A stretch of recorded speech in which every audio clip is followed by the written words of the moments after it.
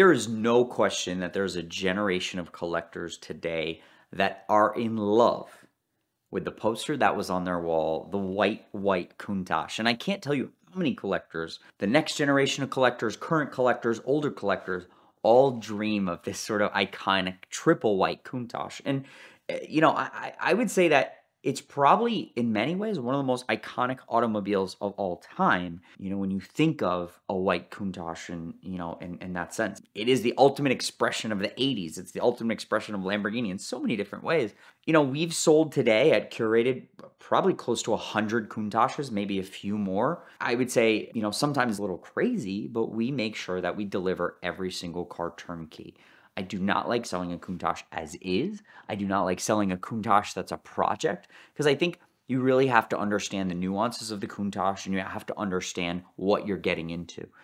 Oftentimes someone has no clue what they're getting into. They think they can daily drive it. They think they can do all these things, but before doing all those things, you really have to present them and prepare them the right way.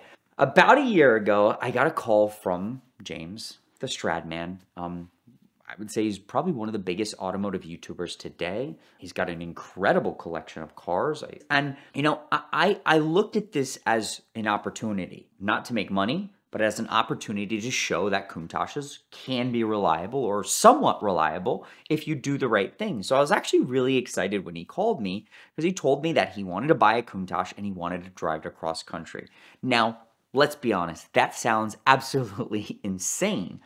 But about 2 months, 3 months prior to that, we actually brought 26 or 24 Lamborghini Countaches to Monterey, and we rallied them all over California for 4 days. So I know that it's actually possible. And myself, I put a ton of miles in Countaches. Actually, for a little while, I daily drove a black Countach, sort of just to prove the point. The weakest part of Countaches is not necessarily their engine, but it's everything around the engine. It's things like suspension bushings, it's things like the ignition box, it's things like the gaskets and seals. But if you try to get all those things right, they can be very good cars.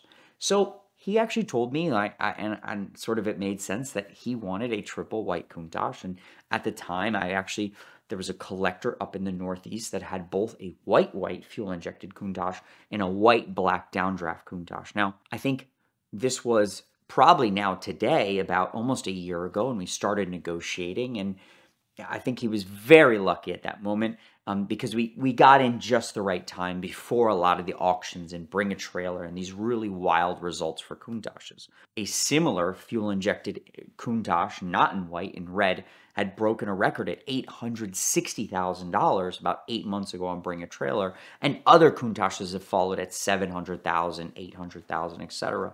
So these cars have really taken off since he purchased this car. So the downdraft was probably seen as like the ultimate Countach, and if you're a Countach connoisseur expert, it's got more horsepower, it's a little more radical, but it's probably not the car you want to go across country in with the carburetors and the sort of the downdraft just dumping fuel into the engine.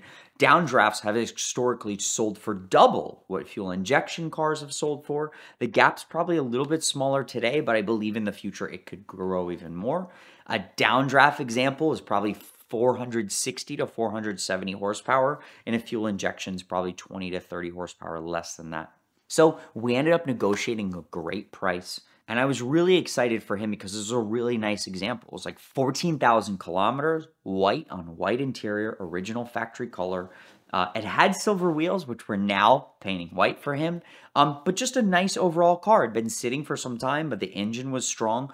So I basically told him the best thing to do is get it in and we'll do a full safety inspection. So typically when we get a Countach in like this car, we go through everything. Most of these cars at one point when they were 80,000, 100,000, there were even Countaches at one point that were 50,000. People didn't put any money into them. So a lot of these cars have been sitting for 5, 10, 20 years, and they're not roadworthy. You can't just jump in them, expect them to start driving. And I think that's why most people, have these terrible experiences with Countaches, because they just jump in a car that hasn't been serviced in 10 years and they drive it like a race car.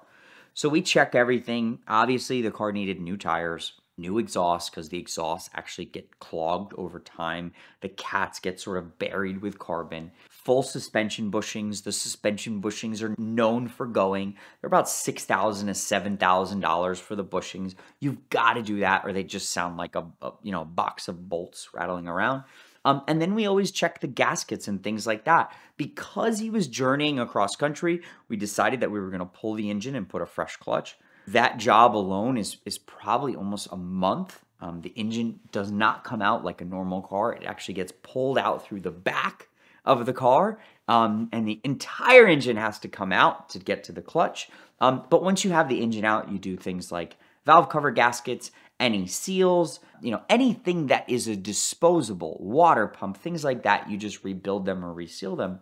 So we did all that, spark plug wires, and then the heart of the car is in the ignition box and in the relay boxes. So we'd basically gone through everything, and at the same time, we go through the AC system. So we replace all the components of the AC system so the AC can start working again or blowing cold air again. Most Countach AC systems are not working, so I've heard of horror stories of guys just melting in Countaches. That being said, even when they're working, they're not like a new car. They're not the best in the world. And then we went through things like the gauges, the radios, the lights, and we made sure everything was working. I was super excited after about 3 or 4 months, realized that we were basically ready for our first testing. So I started off and really just knowing that he was going to be driving this Countach across the country, and I wanted him to have a very successful sort of journey. And that's because, listen, a lot of my business relies on, making sure my product's great, that people can use Countaches.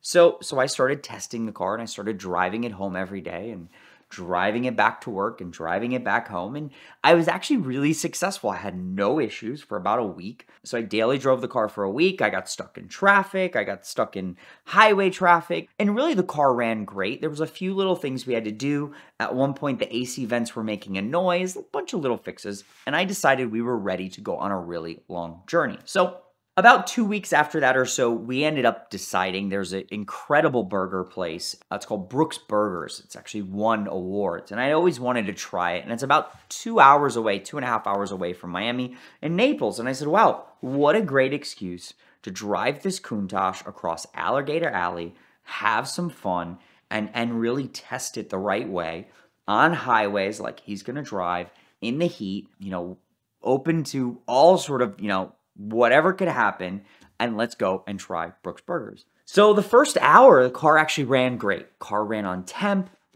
made sure everything on the cooling system was working, and really, I would say it was actually a pleasurable experience. It was not too hot in the car. We installed a new Alpine, so I had Bluetooth going, and I was actually having a nice time.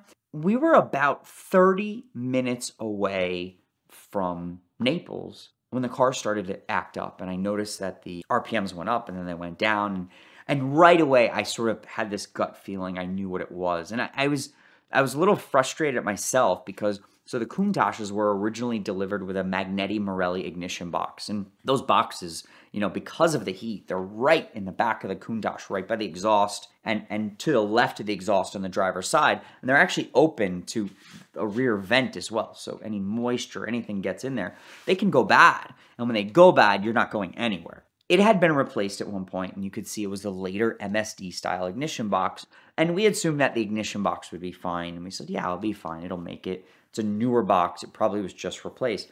Unfortunately, even though it's a newer box or new box, we don't know if it was replaced 5 years ago, or 2 years ago, or 10 years ago. So we probably should have replaced that. Unfortunately, I broke down on the side of the road. I was very lucky enough to actually break down by a parking lot. I was able to sort of save the car and creep it into this parking lot. I was pulling in, and I actually, first reaction was to open the doors because the car wasn't, running. And I was like, shut the AC, and I didn't want to bake inside this Countach at this point. And right away, I realized there's no wildlife and game, whatever the agency, and he's like in a Raptor, like pulls up on me, and I just get out of the car, and I'm thinking he's coming to see the car, see if, why I broke down. I'm like, hello, officer, and he's like, get in, what are you doing? Like, he's about to arrest me. I'm like, oh my God, like, what did I do? And he's like, where's your license plate? And I look back at the car, and I actually forgot to attach the dealer plate to the car. I ended up having it with us for testing. I should have attached it to the back of the car. And basically, I immediately started a conversation with him. I said, man, I'm so sorry. The car actually broke down. And he said, well, I see you driving around with your doors up. I said, no, the car was breaking down. So I put the doors up in reaction, but I'm not like driving around with the doors up. I literally just broke down right there.